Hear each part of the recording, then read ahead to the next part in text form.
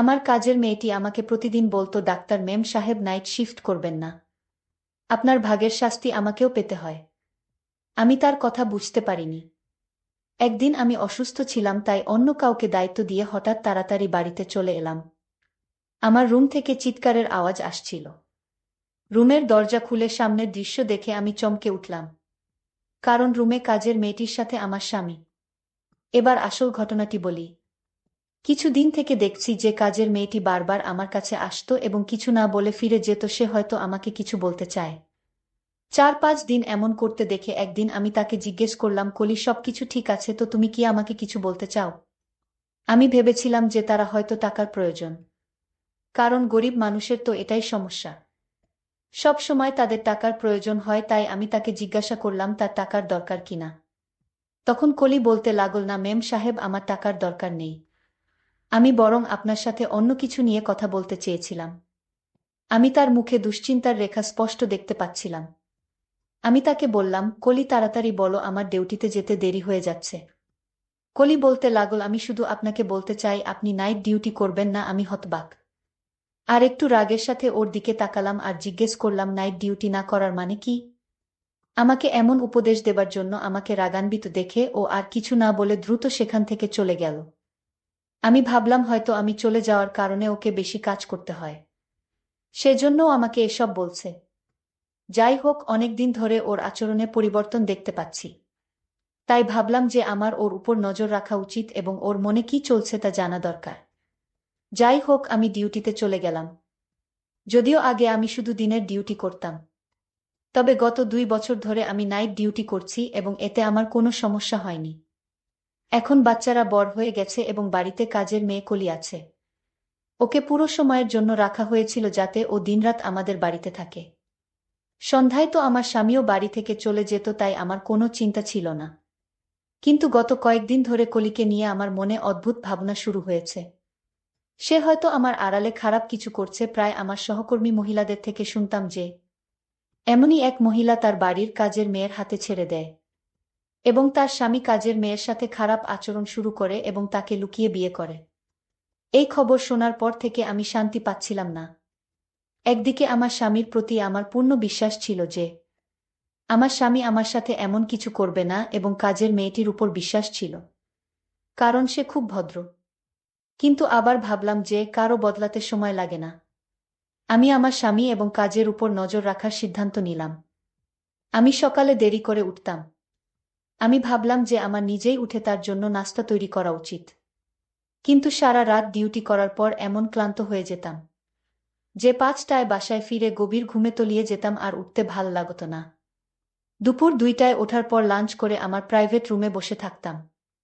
চাকরির পাশাপাশি আমি একটি প্রাইভেট ক্লিনিকও খুলেছিলাম যেখানে আমি গরিব মানুষের চিকিৎসা বিনামূল্যে করতাম। ক্লিনিক থেকে আসার পর সন্ধ্যায় চা খেয়ে হাসপাতালে যেতাম।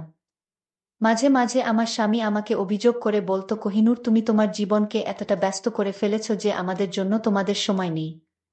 আমিও তোমাকে ভালোবাসি এবং তোমার প্রয়োজন অনুভব করি। কিন্তু আমার স্বামী খুব ভাল ছিল। আমি তাকে খুব তাড়াতাড়ি মানিয়ে নিতাম এবং ও আমার অসুবিধা বুঝত। জীবন একই রুটিনে চলছিল। কিছুদিন শান্তিতে কেটে গেল।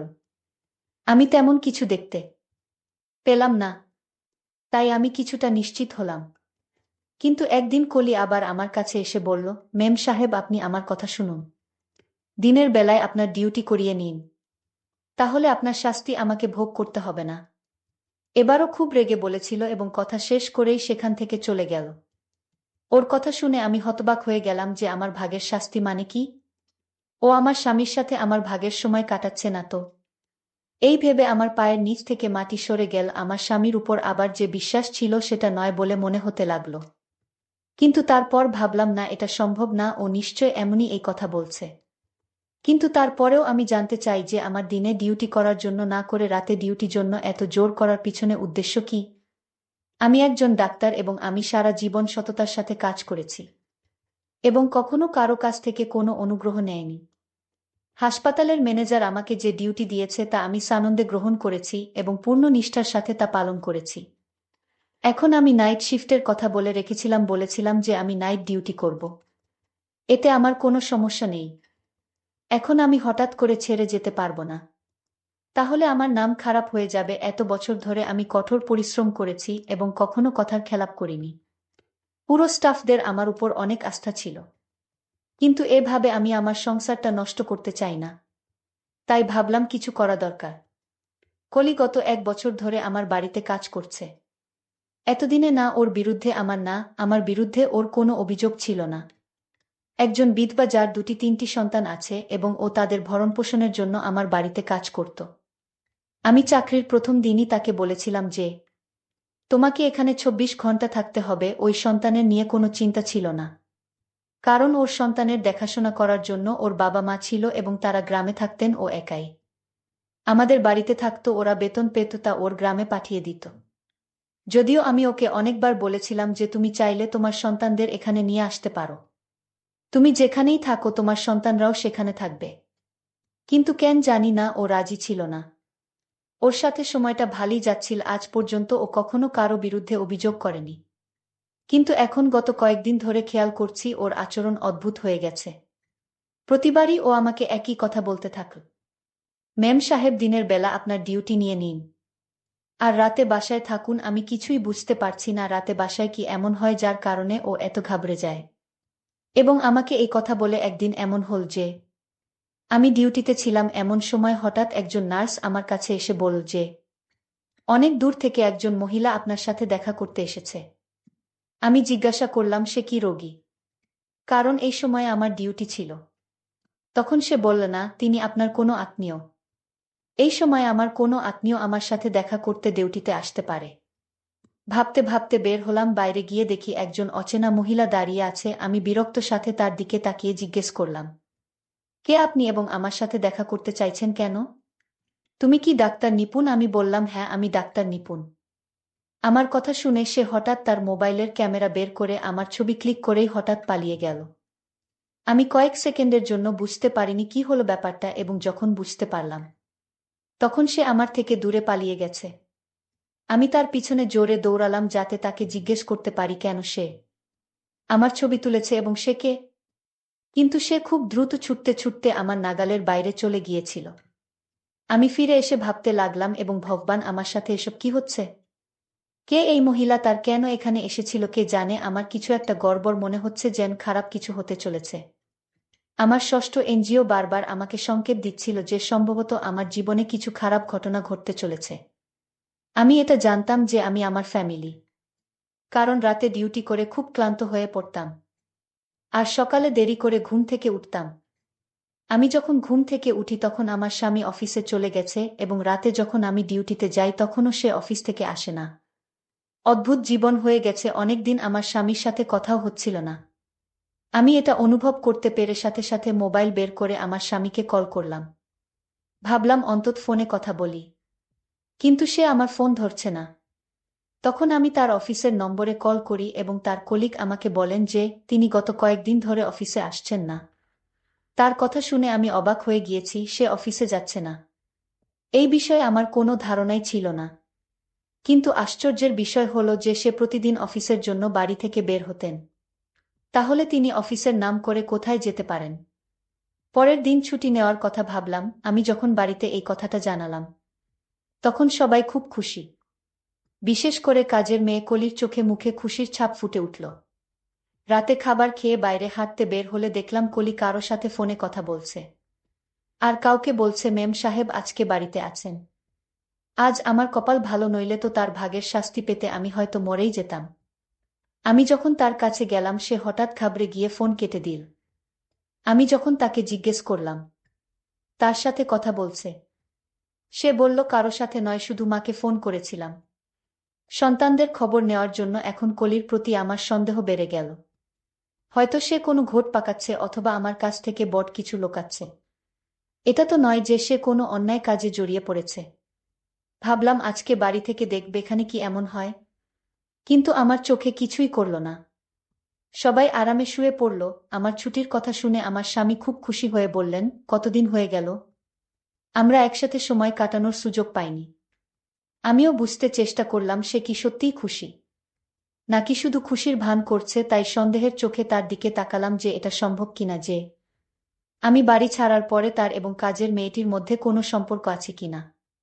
সেজন্য মেয়েটি আমাকে বলে যে আপনি বাড়িতে থাকুন, আমার একটি মেয়ে এবং একটি ছেলে আছে। মেয়েটি স্কুলে পড়ে এবং ছেলেটি ছোট ছিল এবং সেই স্কুলে যেত বাড়িতে। আমরা এই কজন ছিলাম। তাই আমার ধারণা ছিল বাড়িতে শুধু একটা কাজের মেয়ে যথেষ্ট। তাই কলি ছাড়া আর কাউকে কাজে নেওয়ার জন্য ভাবিনি। আমি এক দুবার পরিবারের সদস্যদের অন্য কোনো কাজের মেয়ে নেওয়ার কথা বলেছিলাম। তখন সবাই কলির অনেক প্রশংসা করে বলতো যে ও একা থাকলেও আমাদের কোনো সমস্যা হয় না, তাহলে অন্য কাজের মেয়ে নেওয়ার কি দরকার। আমিও স্বস্তি পেলাম, কিন্তু গত কয়েকদিন ধরে আমি লক্ষ্য করেছিলাম যে কলি আর আমার মেয়ে শান্তা একে অপরের সাথে আরও বেশি ঘনিষ্ঠ হতে শুরু করেছে। শান্তা সারাক্ষণ কলির আশেপাশে থাকত। এটা দেখে আমার খুব অদ্ভুত লাগতো যে কেন কলিকে এত ভালোবাসতে শুরু করল। আমি এটাও দেখছিলাম যে শান্তা আকিবের কাছাকাছি যাওয়ার চেষ্টা করত, কলিকে কাছে পাওয়ার চেষ্টা করত, কিন্তু কলি তার কাছ থেকে পালিয়ে বেড়াত। সেদিন আমি সারাদিন এবং সারারাত বাড়িতে থেকে দেখেছি, এমনকি হাসপাতালেও যায়নি এবং ক্লিনিকেও বসেনি। শান্তাকে কলির কাছে যাওয়ার চেষ্টা ছাড়া কিছুই অস্বাভাবিক মনে হয়নি। কিন্তু আমি এই বিষয়টিকে উপেক্ষা করেছি, কারণ আমি বাড়িতে থাকি না। শুধু কলি বাড়িতে থাকি, তাই সে হয়তো কলির সাথে মিলে মিশে থাকে, কিন্তু সে রকম কিছুই ছিল না। আমি এখন ভিতরে ভিতরে রেগে গেলাম যে কলির এই নাটক কবে শেষ হবে কে জানে। আমি আমার রুটিন অনুযায়ী পরের দিন আবার নাইট ডিউটি শুরু করলাম। দুদিন পরে আমি খুব ভোরে উঠলাম, কারণ সন্ধ্যায় আমার এক বান্ধবীর বিয়েতে যেতে হবে। তাই আমি তার জন্য একটি উপহার নেওয়ার কথা ভেবে বাজারে গেলাম। সেখানে আমাকে এক জায়গায় দাঁড়াতে হয়েছিল, কারণ সামনে দৃশ্যটি আমাকে অবাক করেছিল। কারণ আমার স্বামী হাসপাতালের ভিতরে যাচ্ছিল। কেন ওকে হাসপাতালে যেতে হবে? ও একেবারে ঠিক আছে, ওর কোনো সমস্যা নেই। আমিও তাকে অনুসরণ করে হাসপাতালে গেলাম। দেখলাম সে রুমের ভেতরে চলে গেল। আমি জানালায় উকি দিয়ে দেখলাম সে মহিলাকে টাকা দিচ্ছিল। তাকে আমি চিনতে পারিনি, কারণ তার পিঠ আমার দিকে ছিল। মহিলাকে টাকা দিয়ে আমার স্বামী দ্রুত বেরিয়ে গেল। এরপর মহিলাটি কাউকে ডাকল এবং কিছুক্ষণ পর যে মহিলাটি এল তাকে দেখে আমি চোখের পলক ফেলতে ভুলে গিয়েছি। সেই মহিলাটি আর কেউ নয়, আমার কাজের মেয়ে কলি। মহিলাটি কলিকে কিছু টাকা দিল। কলি তাকে ধন্যবাদ জানিয়ে সেখান থেকে চলে গেল। আমি বুঝতে পারছি না এসব কি হচ্ছে। আমার স্বামী প্রথমে এক অজানা মহিলাকে টাকা দিল, তারপর সেই অজানা মহিলাটি আমার স্বামীর দেওয়া টাকা থেকে কিছু টাকা কলিকে দিল। অবশেষে মহিলাটি যখন আমার দিকে মুখ ঘোরালো, আমি স্তব্ধ হয়ে গেলাম। আমি কিভাবে সেই মহিলাকে বলতে পারি এতদিন পার হওয়ার পরেও তার মুখটি আমার মনের মধ্যে আঁকা হয়েছিল। এই সেই একই মহিলা যে সেদিন আমার ছবি তুলে পালিয়ে গিয়েছিল। আমার স্বামীর সাথে এর কি সম্পর্ক? আমি ভাবলাম তাকে গিয়ে জিজ্ঞেস করব, কিন্তু এরপরে আর একজন লোক এসে সেই মহিলার সাথে হাত মিলিয়ে দুজন সেখান থেকে চলে গেল। এসব দেখে এখন আমি নিশ্চিত হলাম যে আমার বিরুদ্ধে কোনো গভীর ষড়যন্ত্র করা হচ্ছে এবং এতে আমার স্বামীর সাথে আমার কাজের মেয়ে কলিও জড়িত। আমি সিদ্ধান্ত নিলাম যে আজ আমি দুজনকে হাতে নাতে ধরব। রাতে যখন আমি নাইট ডিউটিতে যাচ্ছিলাম, তখন আমার স্বামীও বাসায় এসে আমাকে বলল, চলো আমিও তোমার সাথে যাব, কিছু জরুরি কাজে শহরের বাইরে যেতে হবে। আমি চিন্তায় পড়ে গেলাম যে ও যদি বাড়ির বাইরে থাকে তাহলে কিভাবে ওদের হাতে নাতে ধরব। হাসপাতালে গিয়ে ভাবতে ভাবতে আমার মাথা ব্যথা শুরু হলো। মাথায় প্রচণ্ড ব্যথা শুরু হল। ৫ জন ডাক্তার রাউন্ডে এসে আমার অবস্থা দেখে বললেন, আমার মনে হয় না তুমি রাতের ডিউটি করতে পারবে, তোমার বাড়িতে ফিরে যাওয়া উচিত। আমার এমন প্রচণ্ড মাথা ব্যথা ছিল যে আমারও মনে হয়েছিল যে আমি এখানে আর থাকতে পারব না, নইলে আমার শরীর খারাপ হবে। আমি আমার জায়গায় অন্য একজন ডাক্তারকে ডিউটি দিয়ে এবং বাড়িতে না জানিয়ে চলে এলাম। রাতে হঠাৎ করে কখনো বাসায় ফিরিনি। দরজা বন্ধ ছিল। ভাবলাম ওদের ঘুম থেকে উঠানোর চেয়ে চাবি দিয়ে দরজা খুললেই ভালো হবে। ভিতরে ঢুকতেই বুঝলাম আমার স্বামী হয়তো এখনো বাড়ি ফেরেননি, কারণ তার গাড়ি ছিল না। আমি আমার রুমের দিকে যেতে শুরু করেছিলাম, এমন সময় হঠাৎ চিৎকারের আওয়াজ পেলাম। উপর থেকে শব্দ আসছে, দৌড়াতে লাগলাম। আমি যখন উপরে গেলাম তখনও আমার ছোট মেয়ের ঘর থেকে চিৎকারের আওয়াজ আসছে। আমি এগিয়ে গিয়ে সাথে সাথে দরজা খুললাম। সামনের দৃশ্যটা দেখে আমার নিজেরই চিৎকার বেরিয়ে গেল, কারণ এটা সেই দৃশ্য যা আমার আত্মাকে নাড়া দিয়ে দেয়। আমি দেখলাম আমার মেয়ে বাজেভাবে কলিকে মারছে আর কলি গলা চিরে চিৎকার করছে। এগিয়ে গিয়ে ওকে সরিয়ে দিলাম। আমাকে দেখেও বিরক্ত হয়ে গেল আমার মেয়ে। এদিকে আমাকে দেখে কলি তাড়াতাড়ি আমার পিছনে লুকিয়ে বলল, এই জন্যই তো আপনাকে নাইট ডিউটি না করতে বললাম। কারণ আপনি চলে যাবার পর আমার সাথে এটাই ঘটে, আপনার মেয়ে আমাকে প্রতি রাতে আমাকে মারধর করে। এবং এটা আজ থেকে নয়, অনেক দিন ধরে এমন। আর আপনার মেয়ের যন্ত্রণা আমার সহ্য করতে হচ্ছে। আপনি যখন রাতে ডিউটিতে চলে যান তখন আপনার মেয়ে আমাকে প্রতি রাতে গলা ধরে আমাকে মারতে শুরু করে। আমি কাজের মেয়ের কথা শুনে অনেক চিন্তায় পড়ে গেলাম। তাহলে আমার মেয়ের কি হয়েছে যে আমার স্বামী এবং তোমাকে মারধর করে? তারপর আমার মেয়েকে একজন মানসিক ডাক্তারের কাছে নিয়ে গেলাম। মানসিক ডাক্তার বলল, আপনার মেয়ের কিছু হয়নি। আপনার মেয়ে বাবা মায়ের ভালোবাসা পায়নি। আর তাই আপনার মেয়ের এমন অবস্থা। আপনি থাকেন রাতে ডিউটিতে আর আপনার স্বামী থাকে দিনে ডিউটিতে। আর তাই আপনার মেয়ে আপনাদের ভালোবাসা থেকে বঞ্চিত হয়। সে একাকিত্ব হয়ে যায়। আর এই জন্যই আপনার মেয়ে মানসিকভাবে ভেঙে পড়ে। এখন থেকে আপনারা ওকে সময় দিন। তাহলে সব ঠিক হয়ে যাবে। বন্ধুরা, আজকের গল্পটি কেমন লাগলো তা অবশ্যই কমেন্ট করে জানাবেন। আর আপনার কোন ধরনের গল্প শুনতে ভালোবাসেন তা কমেন্ট করে জানাতে ভুলবেন না। এরকম নতুন নতুন গল্প পেতে আমার চ্যানেলটিকে সাবস্ক্রাইব করে পাশে থাকবেন। ধন্যবাদ।